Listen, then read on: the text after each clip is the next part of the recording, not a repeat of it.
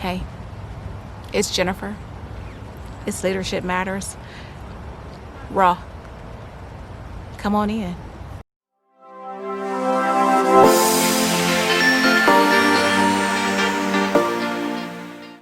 Psst. Psst. I want to talk to you. I want to talk to you about something that, probably won't rank high in the SEO or is not going to fly off the rails with keywords. But today I was thinking it's important for me to make content that I am passionate about, that I have some experience in, and I think that other people might be challenged with too, because the whole point of doing my YouTube channel is to help other people. And I'm going to move this closer because I don't have a mic on. So I was thinking about a song that T.I. did, T.I. Harris, otherwise known as Tip. And I'm going to find the radio version of it. And basically, the lyrics are, "You don't know me." And I'm going to read you a couple. It says, "You might see me in the street, but," I'm going to say brother. He don't say brother. "But brother, you don't know me. When you holler on the street, remember, you don't know me. Save all the hating and the popping, 'cause you don't know me. Quit telling brothers you my partner, 'cause you don't know me. Don't be recruiting, keep it moving, 'cause you don't know me. Hey, I ain't tripping, but the truth is really, you don't know me." This song has resonated with me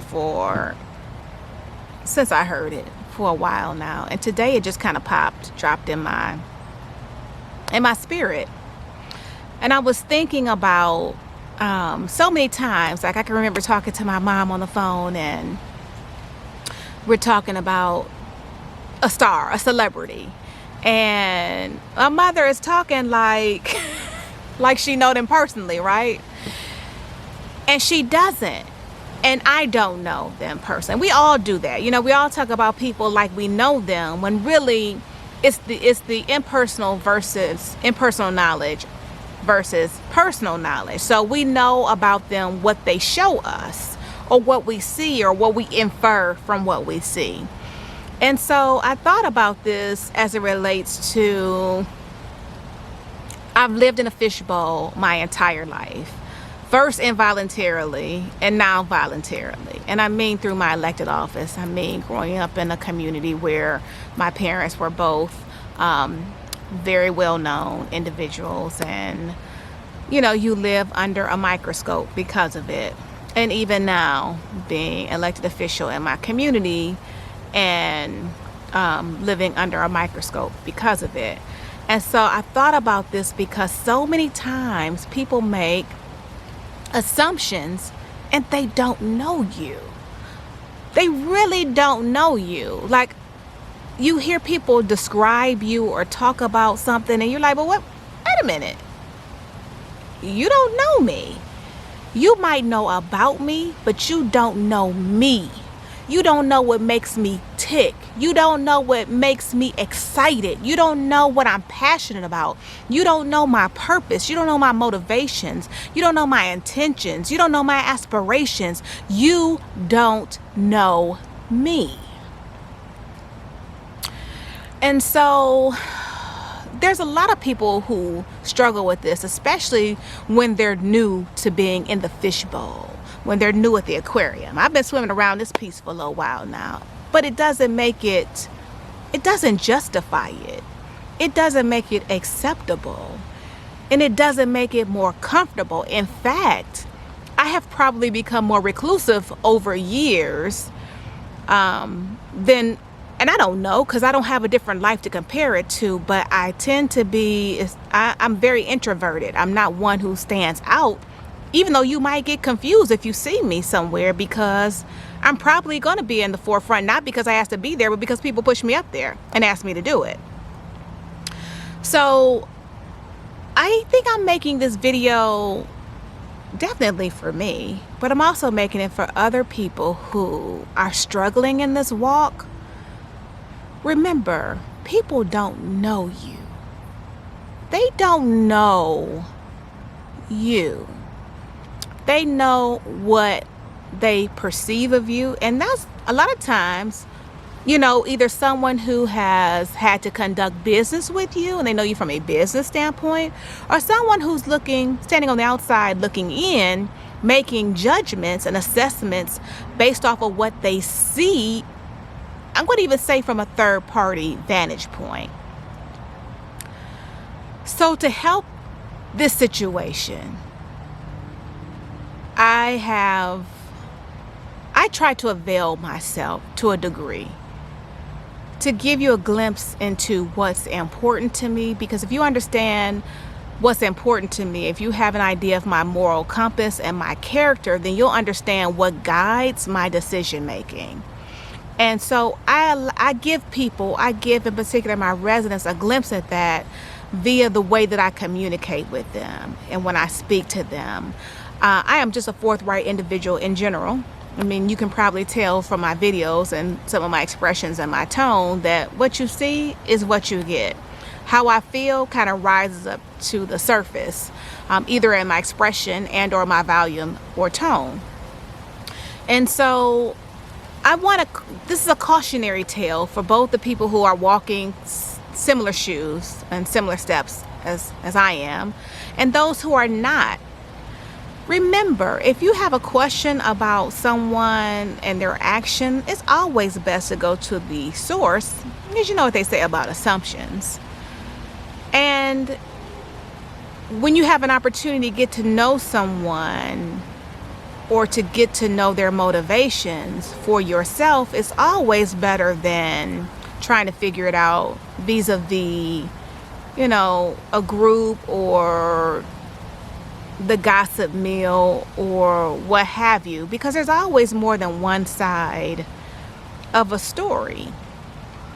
And so for the people who are walking in similar shoes as me, I would say find a way to convey who you are and what you have to offer in a neutral light, or in a neutral vein that you're comfortable with, sharing bits and pieces of yourself. This is new for me to come on YouTube. I thought it would be easier than writing a book, but now I think it might be easier just to continue to write books, because I can write it and put it out in the world and kind of be done with it. So I'll just conclude this with, be careful the type of assumptions that you make about people. One, they're hurtful. Just plain and simple. They're not kind. They're not rooted in anything that is beneficial, that is healthy, that is kind or of good fruit. Be careful, because the same people that you allow to be torn down around you, or that you contribute to, are the same people that one day you just might need. And it's always interesting for me, things come full circle. I've elaborated on another video about a colleague of mine who I am very good friend. I actually refer to her as a friend now, who we both made erroneous assumptions about one another, that we had nefarious motives, and that we meant each other and the community at large ill will, only to find out that was the furthest thing from the truth. But because we never stopped to sit down and talk to one another, to engage one another, to actually, catch this, get to know one another. What do you think? How do you feel? Any of those things, without, testing the waters to see if what we thought in our own mind, the stories we were telling ourselves, were accurate, to never test those out, we've wasted years and spent time having to rebuild, or to actually build trust and build a relationship, a working relationship, and then a personal relationship where we could feel comfortable confiding in one another. So, you know, give folks a break. We're in the middle of a pandemic, and people who, especially in elected life, who, not all of them, but especially your local elected officials, not all of them, but many of them who have taken up the cause because they want to see their communities be better, their school districts be better, their cities be better. They wanted to contribute. They want to put their money and their time and their energy where their mouth is. And not a lot of people do that. So be careful. Be kind.